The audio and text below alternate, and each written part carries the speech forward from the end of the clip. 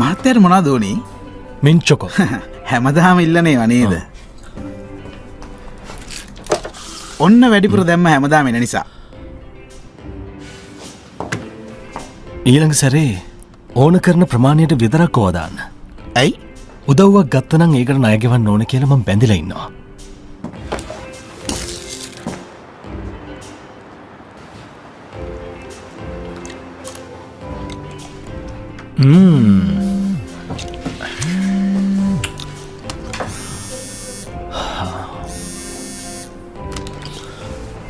ඔබ ඇමතු අංකය භාවිතයෙන් නොමැත. දකින්නත් නෑනේ. ඇයි? වෙනද වගේ මතක් වුණා ඔයාව. කොහෙද ඉන්නේ? මං වැඩකින්නේ. එහෙම පේන්නේ නෑනේ. පස්සේ හම්බෙමු. නෑ ඕනේ. ගෙට ගිනි තියලා දාන්නද එහෙනම් ආ?